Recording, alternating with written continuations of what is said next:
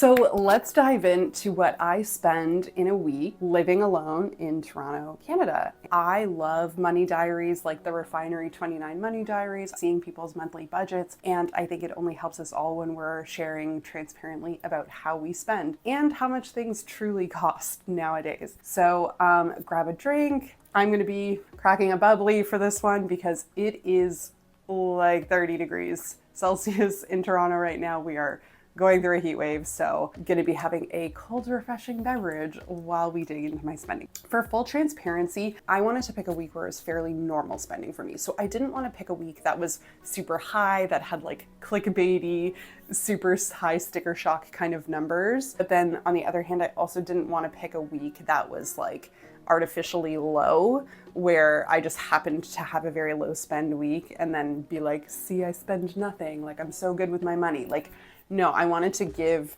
you all like an actual pretty honest, what I feel like is like a pretty normal or pretty standard spending week for me. The only thing I didn't include in the line items was my rent, because that obviously is going to inflate the week so much. It makes it so hard to compare week to week. So I just chose to leave it out of this one just so that it's like easier to kind of like compare, apples to apples. Also, let me know in the comments if you track your spending. I would love to know and hear from you all in the comments how you make sure that you're keeping on budget. So let me know down below. Oh my gosh. Oh, your girl is sweating. It is so hot today. Okay, so the week I chose is the week from Monday, May 27th to Sunday, June 2nd. So that's what we're going to be taking a look at right now. Oh, also, this is a caveat that everything is in Canadian dollars. So first up, at the start of the week, I really only spent money on groceries on the Monday. I had a produce box arrive. I was subscribed for a little while to a subscription produce box called Mama Earth. The produce was great quality. A lot of it is like organic, local, those kinds of things. I don't know if it was cheaper than going to a grocery store, but like it was probably a little bit better value, and just produce is so expensive now. So I would much rather spend my money supporting like local and organic than buying from like a big chain grocery store. Anyway, so first up on Monday, I spent $40.65 on that produce box that I mentioned. And then I also spent $12.43 on a small grocery shop. I used mostly PC Optimum points to cover it, and so I only had to pay like 12 bucks of it out of pocket. So I did my best to participate in the boycott as much as I could. I really didn't spend much money at Loblaw stores. Most of it was like 5 bucks here, 10 bucks here. So Monday was strictly grocery spending. That's all I spent on Monday. Then next up, we had a charge of $46.44 go through. I had my life insurance payment hit. Now, I have debated about canceling this because I do get some life insurance through my workplace now, but at the same time, this isn't a huge expense. I actually got this life insurance policy before I started at my current employer when I was a contractor. I kind of like the idea of just having steady life insurance that doesn't change from job to job. So if I end up becoming self-employed or if I end up getting laid off, I just want to have life insurance, like steady life insurance. I don't want this to have to be something I worry about if I'm, constantly changing jobs or am underemployed for a while, that I've lost my life insurance. So this is just a personal choice. This probably is something I could cancel, but for me, I'll just pay this 40 bucks a month to keep this life insurance.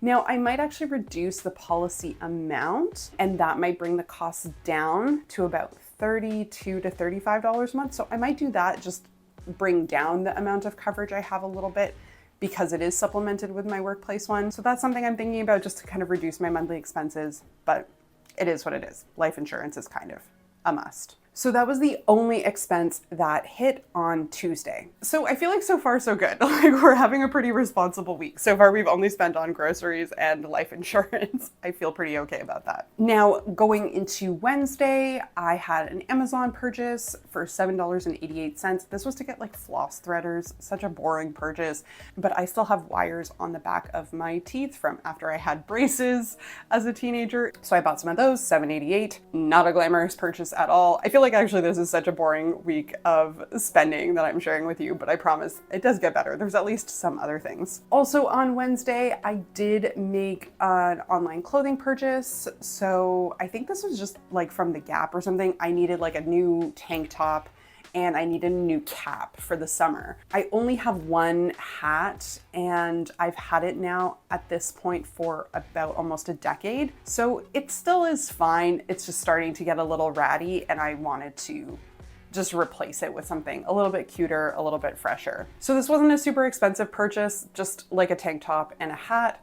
$49.83 was my clothing purchase on the Wednesday. And then the only other thing that hit on Wednesday was my car payment. This gets automatically debited bi-weekly, so every other Wednesday, my car payment comes out of my bank account directly, and that's for $132.53. So my car payments are pretty modest. It really is just like $264 a month, which I think is like pretty reasonable as far as car payments go. And I'm still hoping to get that car loan paid off very, very soon. I'm like this close, so I'm hoping to be making a video very soon sharing that I am finally debt free again, but we're not there yet. So that was my car payment on the Wednesday. And that was the last of the purchases on Wednesday. Okay, so we're like halfway through the week. I feel like things have been pretty responsible so far. So far, so good. Okay, so what did we spend money on Thursday? So I needed to go do something at Shoppers. I feel like I needed to go mail something, and my post office is like inside of a Shoppers. See, this is how they get you.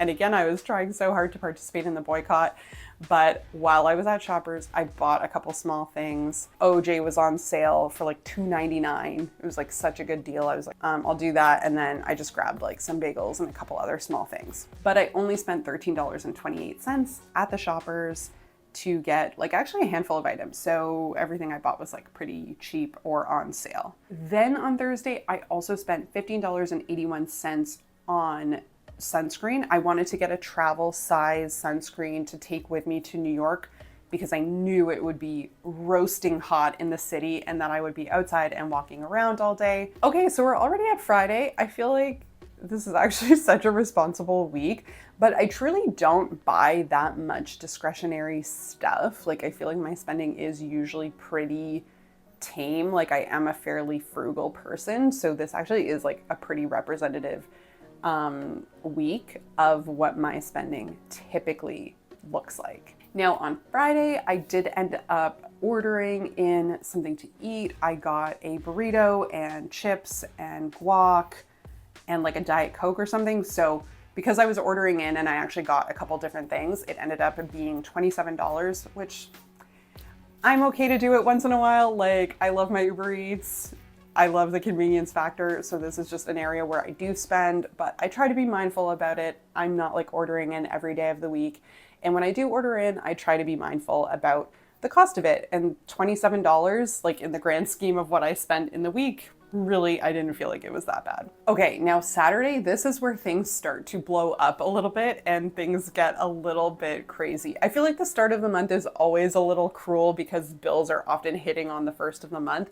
So there was a little bit of that. And then also this happened to be a Saturday. So I was like doing errands, going out, grabbing groceries, like taking care of things. So it just so happened that I spent a lot of money on Saturday, June 1st. So first up, I had a payment hit, $44.64.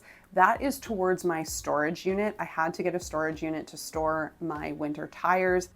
There is nowhere in my building to store that kind of thing. This is just a cost, unfortunately, I have to pay because I don't have anywhere that I can stick big clunky things like winter tires. I don't have access to a garage space or anything like that, but it's a pretty nominal cost. Whew.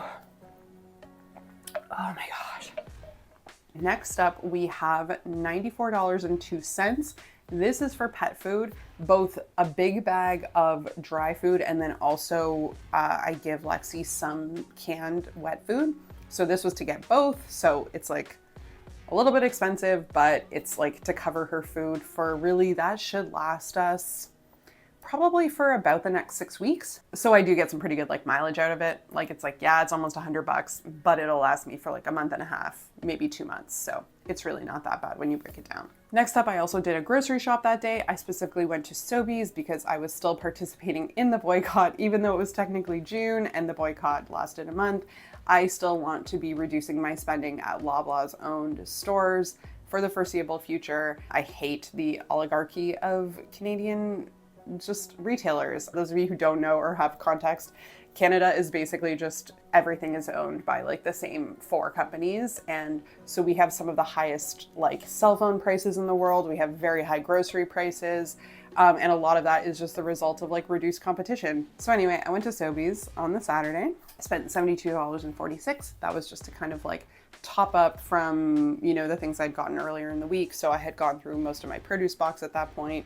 Gotten through a lot of things like bread, eggs, whatever. So I was just like refreshing all those basic essentials. I also spent $10 to restock and get a couple packages of paper towel. I don't use a ton of paper towel. This is something I buy maybe like a couple times a year, and then I'll just see it on sale and just like buy a couple packs at once. So that is what I did here. Next up, I spent $11.25 on some tips for a couple rovers I had booked for Lexi over the previous couple weeks. So I had already paid for the rovers weeks in advance, like when I actually booked them, but I did want to go ahead and give those people like a small, just like a $5, $6 tip. And then finally, there was a charge for $40.79. That was me meeting up with a friend to go get drinks at a little cafe near where she lives. So I think this was for 3 drinks it was an absolute beautiful day. We had delicious beers at this place that has a whole bunch of different craft beers and things like that on tap. So it was a really nice time. We sat outside, enjoyed the weather, and $40 very well spent. And then finally getting to the end of the week on Sunday, the only things that hit were a couple subscriptions. So my Amazon Prime hit on the 2nd. That's $11.29. But then also what hit at the same time was a add-on channel that I have onto my Prime Video. This is how I watch my really indulgent reality TV. So I had been binging Vanderpump Rules, Summer House, and The Valley, and Hayu is how I view those shows. But I just paid for like 1 month of that add-on so that I could binge watch all of those shows. And then I actually went ahead and canceled that already. So I will not be paying for actually Prime or Hayu next month. I am doing my best to really cut down my subscription spending this year. And I'm gonna make a video about that, of how I'm hoping to cut my subscription spending by like 50% or more this year. And so I'm just trying to be really on top of like canceling subscriptions that I'm no longer using. And then the very final thing was a final expense of $11.51. This was to get dog treats for Lexi, and that was it. So that was all of my spending for a week. All in all, I think it was like a pretty responsible week. Most of these were like essential expenses in one way or another. I will say that I have been tracking my spending for a long time, and even so, I was still a little bit surprised. I had a little bit of sticker shock looking at the total for the week, because I was like, oh, that was like such a responsible week. But then I tallied it up, and it still came to $827.56, which I think is pretty high. Like, I'm just one person. I'm only buying groceries for one person and for one dog. So it's like me and my dog. So I don't know, $827 feels like a lot in a week where I really didn't spend on anything that crazy. Yeah, I had a couple discretionary costs. I went out with a friend one time. I bought a couple things online, but even those purchases were like pretty modest. And my week of spending was still $827. So I think this just goes to show how important it is actually to track your spending, because I think we all really underestimate in our heads how much we spend. I know that I did before I tracked my spending. I would be like, oh, I'm sure I only spent, you know, like $400 or $500 this week. And that's probably what I would have thought about this week, until I went ahead and actually checked my spreadsheet and was like, oh, $827. I also think just now more than ever, with the cost of living crisis, with how expensive things are, like, I think that's pretty outrageous. $827, and like, what did I buy? Some groceries, some dog food. It's that's a lot of money. Like, yes, my car payment came out. Yes, I had to pay for my storage unit, but I don't know, it still just feels like a pricey, kind of expensive week. Yeah, I don't know, I was a little bit surprised, and I'm really glad I went through this exercise of taking a look at what I spend in a week, because even though I track everything, I don't often look back and actually reflect on my spending, if that makes sense. I'll also tally up, so give the totals for each of the categories. So for groceries, it was $138.82. Feels like pretty typical for me. I'm probably spending about $450 a month on groceries. Again, it's really high for one person, but it's just, that is how much things cost now. It's really bonkers. My total for bills was $223.61. Total for shopping was $83.68. Pets was $116.78. Bars and restaurants was $67.79. Subscriptions was $19.19. And savings, which I think I actually forgot to mention when I was going through my list items, was $177.69. So fair enough, actually. Out of that $827, some of that was savings. $177 of that was to go to my workplace RRSP. So that was like automatically taken from my paycheck. So $177 of that was savings. So I guess my spending was actually a little lower. It was less than $700 for the week. Still feels a little high, I'm not gonna lie, but it definitely is better now that I'm taking into account the fact that some of that was actually just investing for retirement. So that is my what I spend in a week in Toronto, Canada. I would love to hear your thoughts below. Does this feel like a lot to you? Does this feel like a little? Do you want to see more of these videos? And I would just love to hear from you in the comments. Like, tell me about how you track your spending. Tell me about how you budget. Also, please like and subscribe if you want to stick around for more content like this. Thank you so much for watching, and I will see you on the next one.